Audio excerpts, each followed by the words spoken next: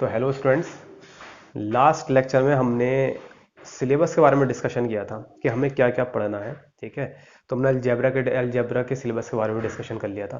तो आज हम डिस्कशन करने जा रहे हैं पहला first chapter matrix and determinants. पहले मैट्रिक्स पढ़ेंगे, उसके बाद डिटर्मिनेंट्स पढ़ेंगे। तो मैट्रिक्स से पहले हम थ्योरी थोड़ी सी पढ़ लेते हैं, कैसे कैसे हमें क्वेश्चन करना है। ठीक है, तो देखो पहला चैप्टर है हमारा चैप्टर 1। ठीक है, मैट्रिक्स। तो सबसे पहली चीज होती है कि मैट्रिक्स है क्या चीज। ये देखो मैट्रिक्स क्या है। एक मैट्रिक्स एक अरेंजमेंट होता है बेसिकली मैथमेटिक्स के अंदर, यानी मैथमेटिक्स में नंबर्स को और फंक्शन को अरेंज करने का एक टूल है मैथमेटिक्स। यानी एक रेक्टेंगुलर एरे होता है जो नंबर्स को और फंक्शन को अरेंज करा जाता है जिसके अंदर। ठीक है, तो इसका साइन आपका जो होता है ये इस तरीके से इसका साइन होता है। क्लियर। अब इसके अंदर जो नंबर्स और एलिमेंट्स होंगे उनको हम बोलते हैं एलिमेंट्स, या हम उन्हें एंट्रीज भी बोल देते हैं कि ये मैट्रिक्स की एंट्रीज हैं। जो भी नंबर्स जिनको हम अरेंज करेंगे उनको एलिमेंट्स भी बोल सकते हैं, उनको एंट्रीज भी बोल सकते हैं। ठीक है, तो जैसे कि देखो मेरे पास सपोज दैट मेरे पास एक मैट्रिक्स लिखने का तरीका ये है: A11, A12, dash dash dash, A1n, A21, A22, dash dash, A2n। ठीक है, ए ए AM1, AM2, dash dash dash, AMN। Clear. ये जो है ये आपके जो होता है A11, this is element of matrix. अब ये A11 आपका क्या हो सकता है? A11 आपका नंबर, कोई नंबर भी हो सकता है, और नंबर आपका रियल नंबर भी हो सकता है, कॉम्प्लेक्स नंबर भी हो सकता है। और ये A11 आपका कोई फंक्शन भी हो सकता है, यानी किसी एक्स का फंक्शन, टी का फंक्शन, किसी भी चीज का फंक्शन हो सकता है। ठीक है, तो ये होता है। क्लियर। तो इस तरीके से देखो अब इसमें क्या होता है, इसको मैट्रिक्स को अगर शॉर्ट फॉर्म में लिखा जाए तो वो होता है आपका A i j M cross N. ठीक है, M cross N short form में मैट्रिक्स को इस तरीके से दिखाया जाता है, M क्रॉस एन। अब एक क्वेश्चन आता है sir, what is this M cross N? ठीक है, this is order of matrix. तो ऑर्डर ऑफ मैट्रिक्स क्या होता है? वो होता है order of matrix equal to M cross N. M क्या होता है? एम जो रिप्रेजेंट करता है रोज को रिप्रेजेंट करता है। किसे रिप्रेजेंट करता है? रोज को रिप्रेजेंट करता है। और एन किसको रिप्रेजेंट करता है? कॉलम को रिप्रेजेंट करता है। अब जब आप जेई मेंस की प्रिपरेशन कर रहे हैं तो आपको रोज कॉलम पता होंगे। फिर भी मैं बता देता हूँ, जो आपकी हॉरिजॉन्टल लाइंस होती हैं, ये हॉरिजॉन्टल लाइंस जितनी भी होती हैं वो रोज कहलाती हैं। और जो आपकी वर्टिकल लाइंस होती हैं ये वाली, इनको बोलते हैं हम कॉलम। इनको क्या बोलते हैं हम? कॉलम। ठीक है, तो आपका इस तरीके से मैट्रिक्स को लिखते हैं। ऑर्डर ऑफ मैट्रिक्स आप इसी तरीके से निकालते हो, एम क्रॉस एन। ठीक है, ये आप यही बोल सकते हो order of matrix. Order of matrix जो होती है वो होता है रो इनटू कॉलम। ठीक है, रो इनटू कॉलम। क्लियर। अब देखो किसी मैट्रिक्स के अंदर कितने एलिमेंट हो, अगर हमें ये फाइंड करना हो तो जो होता है number of element element in matrix जो होगा वो होगा आपका, वो आपको होगा एम इंटू एन, यानी एम मल्टीप्लाई एन। यानी जितना भी, अगर जैसे सपोज दैट आपकी कोई मैट्रिक्स है, जैसे आपकी 1 4 7 8 9 5। आपने देखा इसमें रो, इसका ऑर्डर पहले बताइए। अब ऑर्डर जो होगा कितनी रो? 2। एंड कॉलम कितने? कॉलम कितना? One column, 2 column and 3 column, that is 3। यानी आपका ऑर्डर ऑफ मैट्रिक्स हो गया 2 क्रॉस 3 हो गया। लेकिन अगर नंबर ऑफ एलिमेंट हमको निकालने हैं, नंबर ऑफ एलिमेंट निकालने हो तो 2 इंटू 3 दैट इज 6 एलिमेंट। ठीक है, अब देखो ये तो हमारी मैट्रिक्स हो गई। अच्छा, इसमें जो एलिमेंट होता है ये आई जो होता है A i j, जैसे ये एलिमेंट लिखा है, ये जो आई रिप्रेजेंट करता है रो को रिप्रेजेंट करता है, कि यानी इसका मतलब ये होता है कि ये एलिमेंट कौन सी रो में है। और ये जे रिप्रेजेंट करता है कॉलम, यानी ये जो एलिमेंट है किस रो एंड कॉलम में, यानी आई जे रिप्रेजेंट करता है रो एंड कॉलम। अगर आई की मैं वैल्यू बताऊँ, आई की वैल्यू जो होती है 1 से लेके m तक होती है, यानी आई की वैल्यू 1 से लेके m तक रख सकते हैं आप। यानी आई की वैल्यू 1 से लेके कहाँ तक जाएगी? m। और j की वैल्यू जो होगी 1 से लेके कहाँ तक जाएगी? n। ठीक है, ये होता है। तो जब जैसे आपका A12 लिखा है, सपोज दैट A12, तो इसका मतलब ये है कि जो आपका जो A12 कौन सी रो में होगा? First row and second column. First row, that is first row, this is R1, this is R2, and that this is RM, this is C1, column C1, that is C2, that dash CN।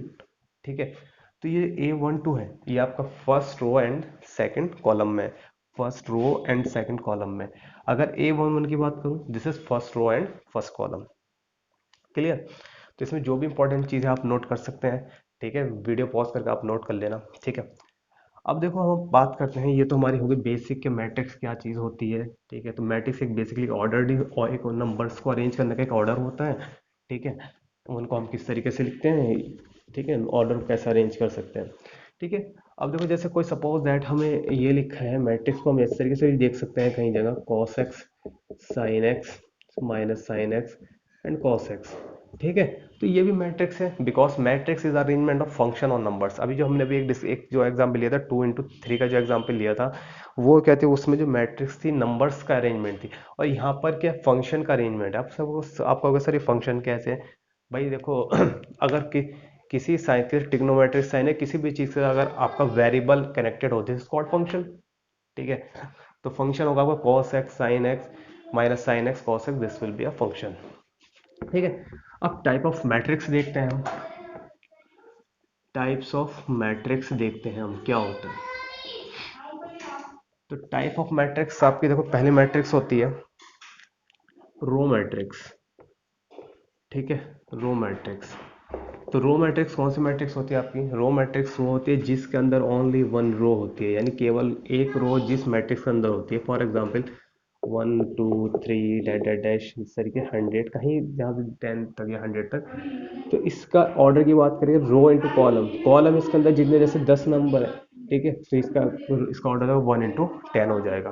ठीक है, 1 into 10 जितने element है। तो इसके अंदर क्या important बात है कि इसके अंदर केवल एक रो होती है। दूसरी आपकी कॉलम मैट्रिक्स, कॉलम मैट्रिक्स के अंदर ओनली एक कॉलम होता है, यानी कोई मैट्रिक्स आपकी कॉलम मैट्रिक्स कब कहलाएगी, जब उसके अंदर केवल एक कॉलम हो, जैसे 4 5 6 7 इस तरीके से एक कॉलम हो। कितने एलिमेंट है, 1 2, कितनी रो है, 1 2 3 4, तो 4 into 1। जिसके अंदर एक कॉलम होता है वो कॉलम मैट्रिक्स होती है, जिसके अंदर एक रो होती है वो रो मैट्रिक्स होती है। ठीक है, यहाँ तक क्लियर है। उसके बाद हम डिस्कशन करते हैं स्क्वायर मैट्रिक्स। तो व्हाट इज स्क्वायर मैट्रिक्स, देखो स्क्वायर मैट्रिक्स बहुत ज़्यादा इंपॉर्टेंट है, और पूरे मैक्सिमम चीज़ों में हम इसका स्क्वायर मैट्रिक्स का डिस्कशन करते हैं।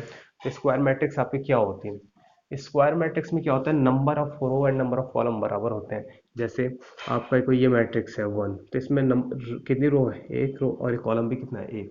अगर हमारे पास ये हो गया 1 4 5 7, कितनी रो है, 2, कॉलम कितने, 2। तो आपका इसमें रो एंड कॉलम की संख्या जिसमें बराबर होती है वो हमारी कौन सी मैट्रिक्स होती है, स्क्वायर मैट्रिक्स होती है। वो एग्जाम्पल अभी देख सकते 4 5 7 6 8 9 1 2 3। तो ये भी आपकी कैसी मैट्रिक्स होगी, स्क्वायर मैट्रिक्स होगी, जिसमें number of row and number of column will be same. ठीक। अच्छा, रेक्टेंगुलर मैट्रिक्स वो मैट्रिक्स होती है जिसका नंबर ऑफ रो और नंबर ऑफ कॉलम बराबर नहीं हो, तो उन्हें बोलते हैं रेक्टेंगल मैट्रिक्स। ठीक है, क्लियर है। नेक्स्ट नेक्स्ट पढ़ते हैं हम जीरो मैट्रिक्स। जीरो मैट्रिक्स बहुत इंपॉर्टेंट है, मतलब इसका यूज आपको देखने को मिलेगा। और नल मैट्रिक्स, तो जीरो मैट्रिक्स वो मैट्रिक्स होती है जिसमें एलिमेंट जिसमें जिसमें सारे एलिमेंट जीरो होते हैं। जैसे फर्स्ट ऑर्डर की बात करें zero, second order 2 into 2 order की। ठीक है, तो ऐसे स्क्वायर मैट्रिक्स जिसके अंदर सारे आपके एलिमेंट्स जीरो होते हैं, वो आपकी कौन सी मैट्रिक्स कहलाई जाती है, वो आपकी नल मैट्रिक्स कहलाई जाती है। जैसे ये हो गया आपका, ठीक है, सब कैसी मैट्रिक्स होगी आपकी, ये आपकी जीरो मैट्रिक्स होगी। उसके बाद करते हैं हम डायगोनल मैट्रिक्स की। ये भाई ये भी बहुत इंपॉर्टेंट है। तो डायगोनल मैट्रिक्स आपकी कौन सी मैट्रिक्स होती है, तो डायगोनल मैट्रिक्स आपकी वो मैट्रिक्स होती है जिसके नॉन डायगोनल एलिमेंट जीरो होते हैं। इंपॉर्टेंट बात है, जिसके नॉन डायगोनल एलिमेंट जीरो होते हैं। तो देखो जैसे मेरे पास, अब मैं बताऊंगा नॉन डायगोनल एलिमेंट कौन से होते हैं। जैसे हमारे पास ये एक मैट्रिक्स है 4 5 7, दिस इज 0 0 0 0 0 0। ठीक है, तो देखो नॉन डायगोनल एलिमेंट वो होते हैं, पहले मैं आपको बताता हूँ डायगोनल एलिमेंट कौन से होते हैं। डायगोनल एलिमेंट वो होते हैं जिसमें रो नंबर और कॉलम का नंबर सेम हो। ठीक है, जैसे A11 है, इसमें row number and column number कैसा है, सेम है, तो इसका मतलब ये डायगोनल एलिमेंट होगा। A22 row number column number same, तो कैसा एलिमेंट होगा, डायगोनल एलिमेंट होगा। A33 कैसे नंबर होगा, row number column number same, तो कैसा एलिमेंट होगा, डायगोनल एलिमेंट होगा। तो इसका मतलब ये जो आपके एलिमेंट है, ये वाले A11 A22 A33 कैसे एलिमेंट हो गए, आपके डायगोनल एलिमेंट हो गए। तो क्या होता है उसमें, डायगोनल मैट्रिक्स में non diagonal element should be zero. ठीक है, non diagonal element should be zero, यानी नॉन डायगोनल एलिमेंट अगर जीरो है तो वो आपका हो जाएगा डायगोनल मैट्रिक्स। अब देखो, अब नहीं, अब ऐसा मत समझना कि ये जो इस तरीके डायगोनल होता है, ठीक है, वही आपका क्या बोलते हैं आपके पास वो आपका जो मतलब जैसा आपका स्क्वायर में डायगोनल होता है वो डायगोनल नहीं है। इसमें डायगोनल आपका row number column number same, this will be diagonal element. Okay. तो अगर मैं यहाँ बात करूँ आपको मैट्रिक्स, अगर मैं दूँ आपको, मैंने दी मैट्रिक्स इस तरीके से 4 5 7 8 9 10, तो बताओ इसमें डायगोनल एलिमेंट कौन सा होगा? This is A11 A11 A12 A13 A21 A22, यानी डायगोनल एलिमेंट आपके ये दोनों होंगे। Why? Because row number and column number इसमें सेम है।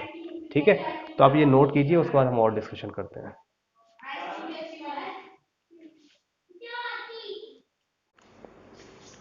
ठीक है स्टूडेंट्स, तो लास्ट लेक्चर में हमने डायगोनल मैट्रिक्स के बारे में मतलब पढ़ा था।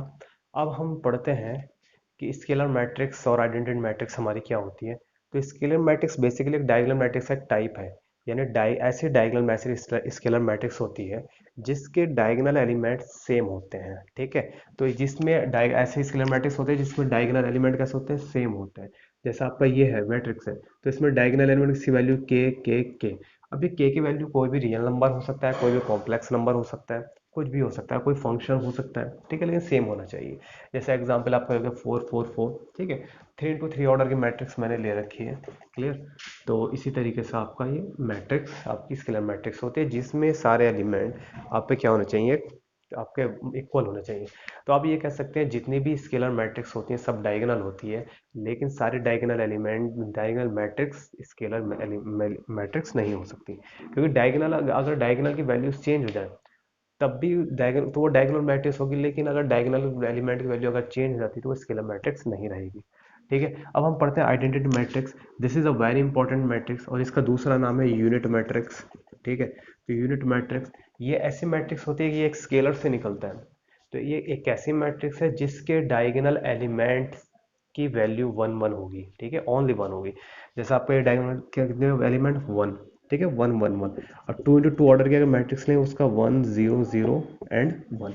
तो ये भी आपकी कैसी मैट्रिक्स होगी, आइडेंटिटी एलिमेंट। ठीक है, अब आईआईटी क्वेश्चन में अगर आपको लिखा हुआ मिला आई, इसे आई से रिप्रेजेंट करता है, कैसे रिप्रेजेंट करता है, आई से। अगर आपको लिखा हुआ मिला I2 तो इसका मतलब है ये सेकेंड ऑर्डर की आइडेंटिटी मैट्रिक्स है। ठीक है, आईआईटी में आपको I2 का मतलब नहीं बताएंगे, ठीक है, बता भी सकते हैं लेकिन कभी कभी नहीं बताते। तो I2 का मतलब होता है identity matrix of second order. अगर लिखा हुआ मिल गया आपको I3, ठीक है, that is the what is the meaning of this the meaning of this is the identity matrix of third order. Clear? तो ये आपका ये आइडेंटिटी मैट्रिक्स होती है।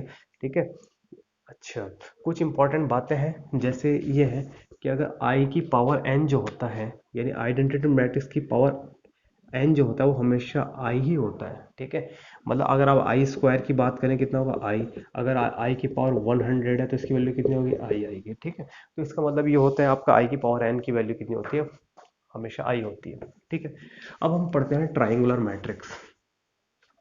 देखो, ट्राइंगुलर मैट्रिक्स जो होती है आपकी, ट्राइंगुलर मैट्रिक्स जो होती है आपकी वो दो टाइप की होती है। या तो होती है upper triangular matrix, upper triangular matrix, and दूसरी होती है लोअर ट्राइंगुलर मैट्रिक्स। ये एनसीईआरटी में इसको नहीं बताया गया है, लेकिन आईआईटी मेंस के क्वेश्चन में आपको इसको देखने को मिलेगा। ठीक है, तो अपर ट्राइंगल मैट्रिक्स को शॉर्ट फॉर्म करते हैं यूटीएम। ठीक है, वैसे बोलते हैं एलटीएम। तो देखो कैसे पहचान करेंगे, जैसे कोई मैट्रिक्स गिवन है हमारे पास, जैसे आपके पास है 4 5 6, ठीक है, 0 0 0 एंड 8 9 5, इस तरीके से आपका कोई मैट्रिक्स है। तो ध्यान रखना कि अपर ट्राइंगुलर मैट्रिक्स में नीचे जीरो का ट्राइंगल बनेगा, यानी जीरो वाला ट्राइंगल कहाँ पर होगा, अपर ट्राइंगल में नीचे होगा। ठीक है, इसकी एक डेफिनेशन है A I J equal to zero when I greater than J. ठीक है, इसका मतलब ये है कि जब जैसे 8 2 1 है ये जीरो होगा जब, क्योंकि आपको पता है देखो आई ग्रेटर देन आई ये होता है, ये आपका आई होता है, ये आपका जे होता है। ठीक है, या ठीक है, तो इसमें देखो इसमें आपका ये 8, ये आपका 8 2 1 है, 8 3 1 है, 8 3 2 है। ठीक है, तो सारे एलिमेंट जीरो इसमें, क्योंकि आई की वैल्यू बड़ी है यहाँ पे 8 2 1। अब यहाँ पर बराबर है, ठीक है, तो जीरो नहीं है। तो आप ध्यान रखना कि इसकी डेफिनेशन सिंपल सी है, अगर ए I J equal to zero तो व्हेन आई ग्रेटर देन जे तब जीरो होगा। तो तो वैसे आप ये मत ध्यान रखो, सिंपल से एक ध्यान रखो कि आपका जीरो का ट्राइंगल अगर आपका नीचे है तो अपर ट्राइंगल मैट्रिक्स है। अगर जीरो का ट्राइंगल ऊपर होता है, दैट इज 4 5 6 0 0 एंड 7 8 9 एंड 4, तो अगर आपका इस तरीके से होता है, ऊपर ट्राइंगल होता है, तो वो होता है लोअर ट्राइंगुलर मैट्रिक्स। एक चीज़ आप ध्यान रख सकते हैं कि अपर ट्राइंगुलर मैट्रिक्स में जब आप नीचे की ओर जाते हैं तो जीरो की संख्या है, यानी नंबर ऑफ जीरोज इंक्रीज होता है, ठीक है। लेकिन लोअर ट्राइंगुलर मैट्रिक्स में नंबर ऑफ जीरोज डिक्रीज होता है। जैसे यहाँ पर स्टार्टिंग वाली फर्स्ट रो में 2 जीरोस थे, तो यहाँ पर कितने जीरो हैं, यहाँ पर एक जीरो है, ठीक है। तो आप ध्यान रखिए कि लोअर ट्रायंगल मैट्रिक्स में जो जीरो होते हैं नीचे जाने पर डिक्रीज होते हैं, और अपर ट्रायंगल में जीरो नीचे जाने पर इंक्रीज होते हैं। क्लियर। तो ये छोटी सी बात थी जो आपको ध्यान रखनी है ट्रायंगुलर मैट्रिक्स में, अपर ट्रायंगल और लोअर ट्रायंगुलर मैट्रिक्स में, ठीक है। तो ये नेक्स्ट हम पढ़ते हैं, ये मैट्रिक्स हमारी लगभग टाइप ऑफ मैट्रिक्स हमारा लगभग कवर हो गया। अभी और भी हैं वो, लेकिन वो बाद में पढ़ेंगे, ठीक है। अब देखो हम पढ़ते हैं operation on matrix, operation on matrix. तो क्या क्या ऑपरेशन होता है। पहला ऑपरेशन, इसमें हम बेसिकली देखो ऑपरेशन में जो होगा, पहला ऑपरेशन हम पढ़ेंगे इसमें एडिशन, एडिशन पढ़ेंगे। उसके बाद हम पढ़ेंगे सब्ट्रैक्शन पढ़ेंगे। उसके बाद हम पढ़ेंगे मल्टीप्लिकेशन, मल्टीप्लिकेशन इंपॉर्टेंट है, ठीक है। फिर हम किसी स्केलर से मल्टीप्लाई करते हैं, क्या होता है सब हम डिस्कशन करेंगे, ठीक है। तो ध्यान रखना, अगर हमें एडिशन दो मैट्रिक्स को ऐड करना है तो पहली चीज हमें ये ध्यान रखना है कि उनका ऑर्डर सेम होना चाहिए। अगर हम दो मैट्रिक्स को ऐड करेंगे तो ऑर्डर विल बी सेम, पहली बात, ठीक है। तो क्या हुआ, ऑर्डर विल बी सेम, ठीक है। First thing you have to remember, clear. जैसे आपके पास अगर दो मैट्रिक्स हैं, आपको पता है मैट्रिक्स, जैसे आप कहेंगे 4 5 6 7 एंड मैट्रिक्स बी है 5 8 9 10। तो अगर आपको ए प्लस बी करना है तो जोड़ना तरीका आपको पता है, ठीक है।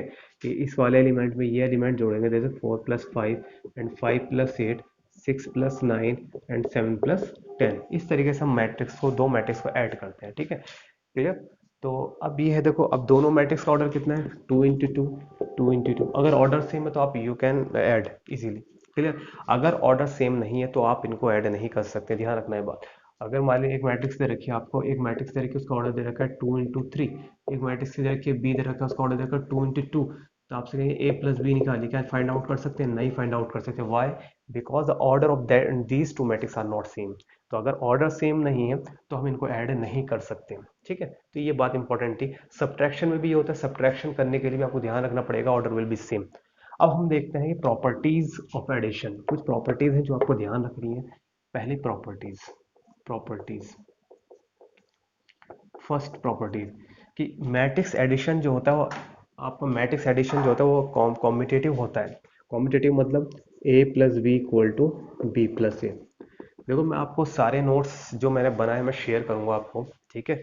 अब वो मैं आपको पीडीएफ बना के या फिर आपको वीडियो के थ्रू शेयर करूंगा नोट्स, आप फिलहाल बस समझते रहिए क्या क्या मैं जो जो मैं पढ़ा रहा हूँ, ठीक है। A plus B equal to B plus A, दूसरा, ठीक है, ये होती है competitive property, competitive property.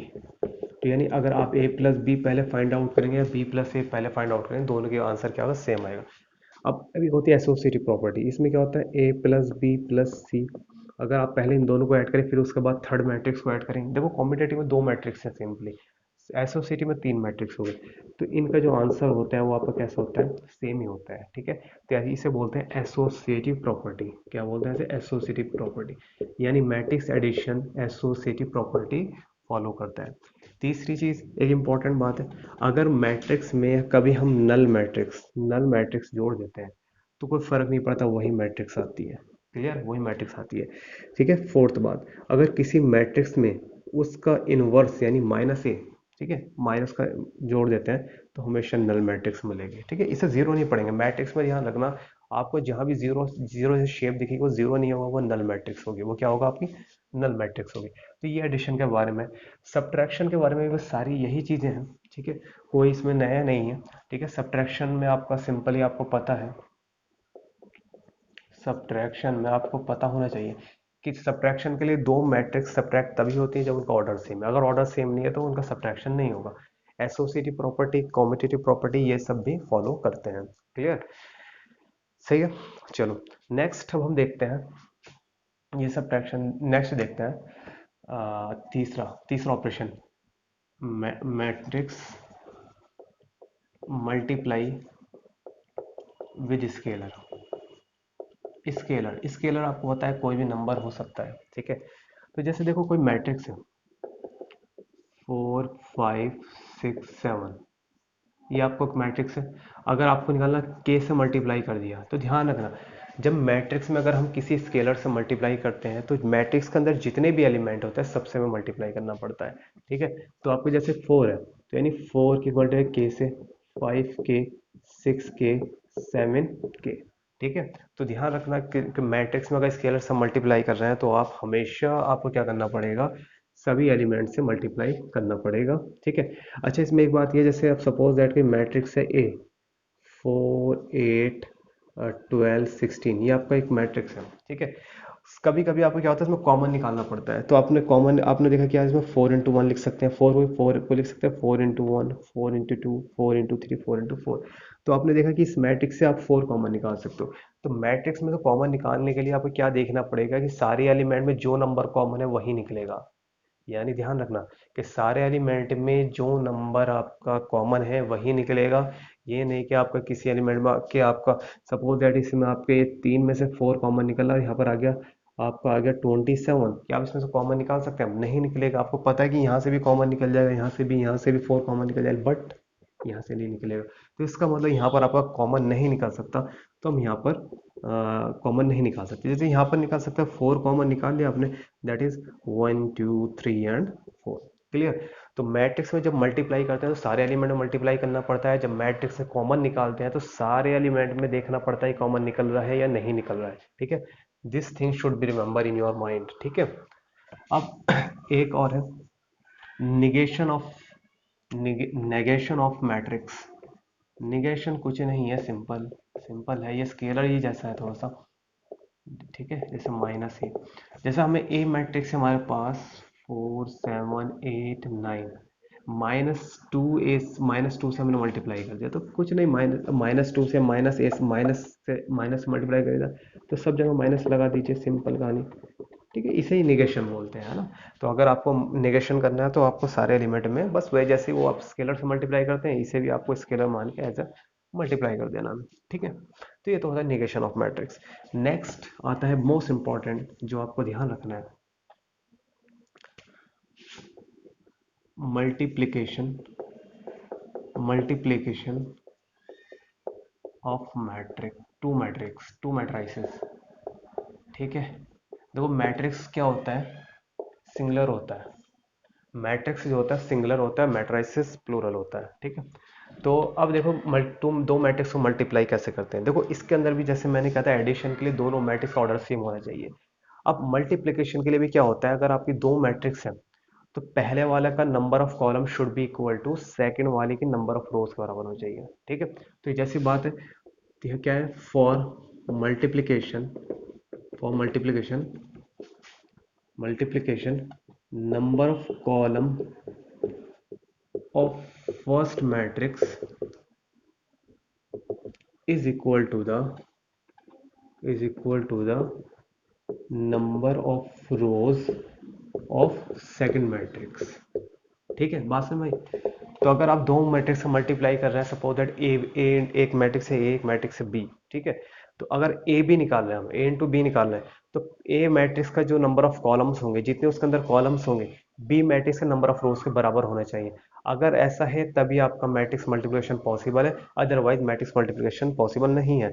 For example अगर मैं उसमें मैट्रिक्स है ए, उसका ऑर्डर है 2 into 3, एक मैट्रिक्स है बी, इसका ऑर्डर है 3 into 4, कुछ भी हो, 3 into 2 4, 3 into 4 कुछ भी हो सकता है, ठीक है। तो अगर ए बी निकालना है, इन दोनों मैट्रिक्स मल्टीप्लाई कर हम देखेंगे यार नंबर ऑफ कॉलम, आपको पता है ये रो बताती है ये कॉलम बताता है, क्योंकि आपका order of matrix row into column होता है, बताया था, ठीक है, स्टार्टिंग में। तो आपका ये आपने देखा है नंबर ऑफ कॉलम, यानी यहाँ से आपको कॉलम देखनी है, यहाँ से रो देखनी है, आप दोनों आपने कहा कि दोनों सेम है, क्या मैं इनका मल्टीप्लाई कर सकता हूँ? हाँ, आप बिल्कुल इजी वे में आपका इसका मल्टीप्लाई कर सकते हैं, ठीक है। और अच्छा सपोज दैट आपका ये मैट्रिक्स इन दोनों मल्टीप्लाई करने के बाद, दो मैट्रिक्स मल्टीप्लाई करने के बाद भी एक मैट्रिक्स आएगी, उस मैट्रिक्स को हम नाम देंगे सी, उस मैट्रिक्स को नाम क्या देंगे हम, उस मैट्रिक्स को नाम देंगे हम सी, ठीक है। तो अब आपसे कहा कि आपने देखा यार सर इनका तो मल्टीप्लिकेशन हो जाएगा, लेकिन इस जो मैट्रिक्स सी आई है इसका ऑर्डर क्या होगा? तो ध्यान रखना ये जो फर्स्ट एलिमेंट फर्स्ट वाले का फर्स्ट एलिमेंट, सेकंड वाले का लास्ट एलिमेंट, उस मैट्रिक्स का आपका ऑर्डर हो जाएगा। उस मैट्रिक्स से ए बी जो निकलेगा उसका आपका ये ऑर्डर हो जाएगा 2 × 2। क्लियर है बात में? तो दो इसमें बात निकल पाई। पहली बात यह है कि अगर दो मैट्रिक्स मल्टीप्लाई कर रहे हैं तो फर्स्ट वाले का जो आपका नंबर ऑफ कॉलम होते हैं should be equal to number of rows of second matrix. ठीक है, तो इस तरीके से होता है। और इसका इनका जो है आपका जो है ऑर्डर हो जाएगा, जो मैट्रिक्स मल्टीप्लाई करने के बाद जो मैट्रिक्स आएगी उसका जो आपका क्या बोलते हैं ऑर्डर होगा, वो फर्स्ट वाली का फर्स्ट एलिमेंट, सेकंड वाले का लास्ट एलिमेंट। ठीक है, तो ध्यान रखना। तो ये तो सिंपल टेक्निक है जो आपको ध्यान रखनी चाहिए। अब मैं आपको वैसे आपसे मल्टीप्लिकेशन करना आता होगा, लेकिन फिर भी एक छोटा सा एग्जांपल लेके बता देता हूँ। सपोज दैट मेरे पास ये है 4 7 8 9, एक मैट्रिक्स है बी, एक है 2 4 1 3, ये है। आपको ए भी निकालना है।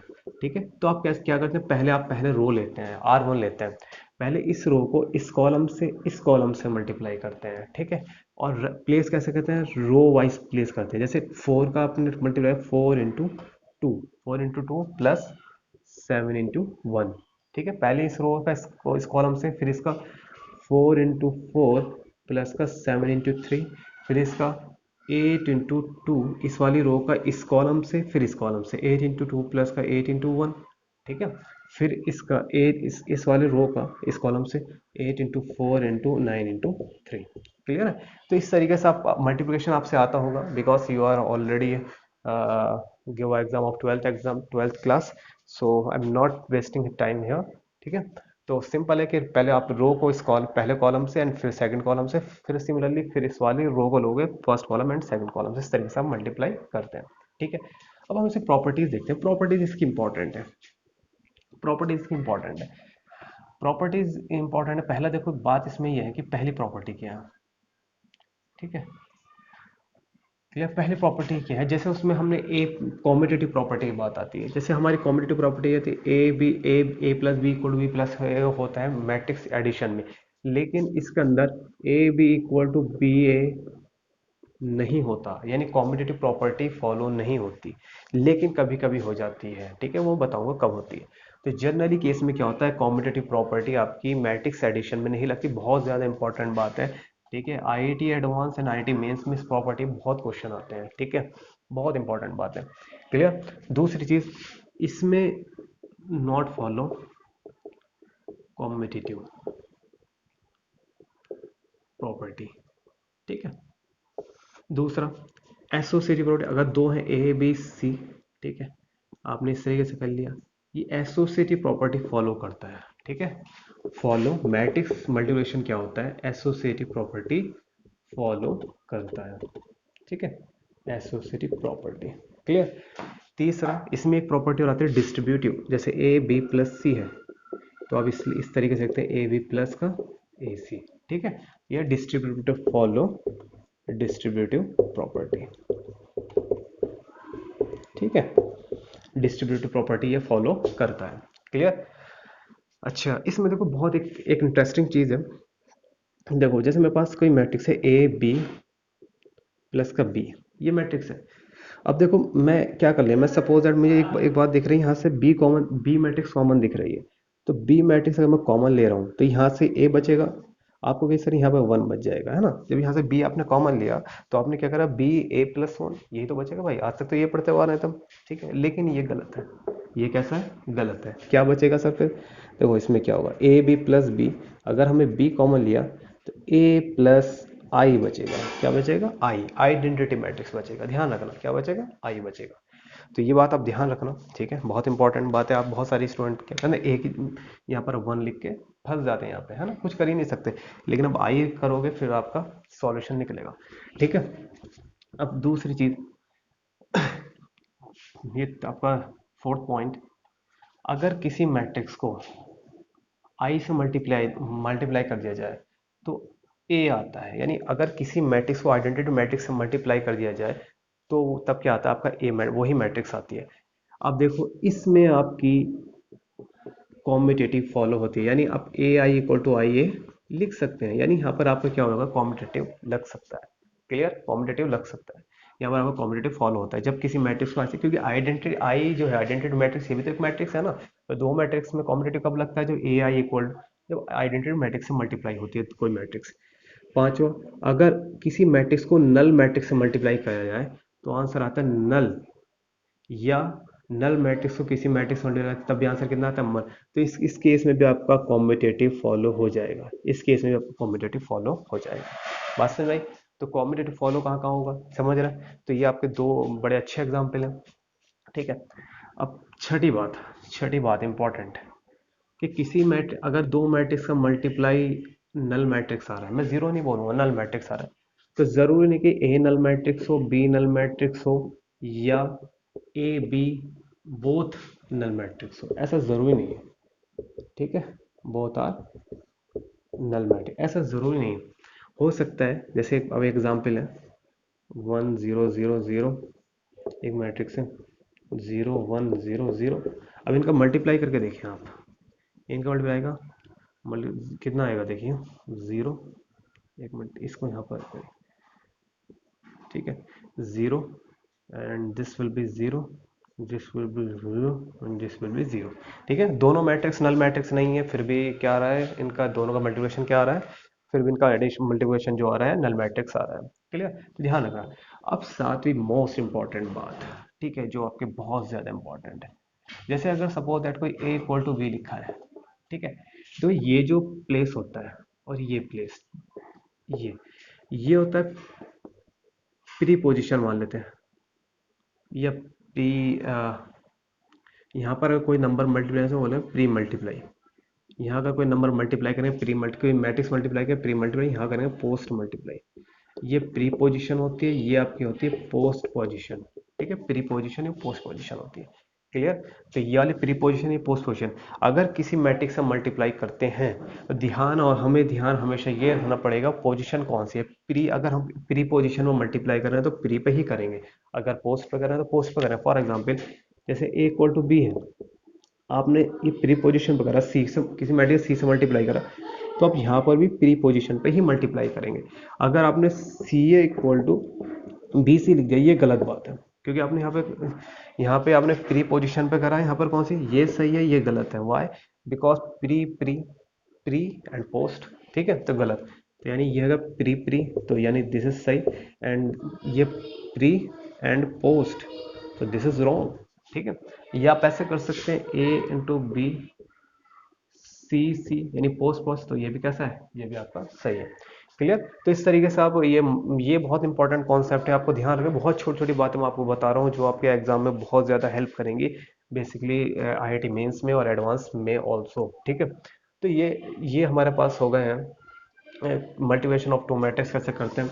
अब एक छोटा सा कॉन्सेप्ट और है, इक्वालिटी ऑफ टू मैट्रिक्स।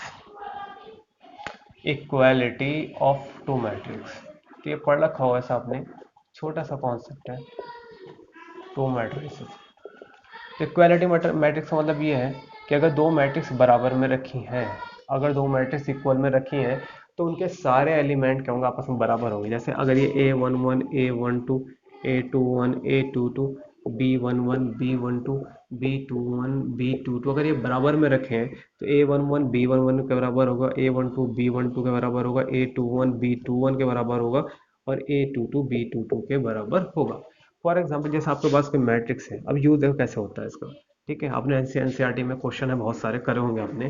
ठीक है, जैसे एक क्वेश्चन आपका सपोज दैट ये आपके पास आ गया 15P7, ठीक है, इस तरीके से आ गया आपके पास। एक मिनट, सॉरी।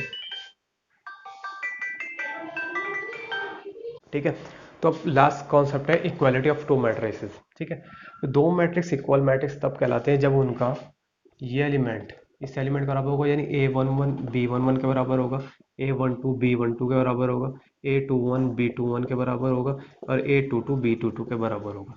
तो ये आपका इक्वालिटी ऑफ टू मैट्रिक्स है। अब इसका एग्जांपल देख सकते हैं हम, जैसे हमारे पास ये suppose that x plus x 4 and y 7, and this is 2x plus का 3 एंड 4 एंड 2y माइनस का 3 एंड दिस इज 7। तो ये दो मैट्रिक्स दे रखी है, अगर इक्वल है तो आपसे कुछ बताओ x और y की वैल्यू बताओ। तो आपको बताइए ये जो होगा इस एलिमेंट का बराबर, यानी x equal to 2x plus 3 and y equal to 2y minus का 3। तो यहाँ से आप निकालेंगे तो 2x में से x जाएगा तो x इक्वल टू माइनस का 3 आ जाएगा, एंड यहाँ से जो आएगा y इक्वल टू कितना आ जाएगा, 3 आएगा। तो ये कॉन्सेप्ट आपका इक्वालिटी ऑफ टू मैट्रिक्स का है। ठीक है।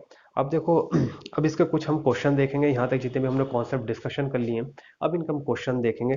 पहले आप इन सभी जितने कॉन्सेप्ट पढ़े हमने अभी तक पढ़े हैं, इनको सब आप एक बार अच्छे से पढ़िए, और उसके बाद हम जो क्वेश्चन करेंगे tomorrow we will discuss about question of matrix. ठीक है, जितने भी कॉन्सेप्ट पढ़े हैं। ठीक है, थैंक यू वेरी मच। और अपने फ्रेंड्स को भी इन्हें मतलब शेयर कीजिए वीडियो को, और मतलब सभी बेनिफिट उठाएं। ठीक है, तो थैंक यू वेरी मच।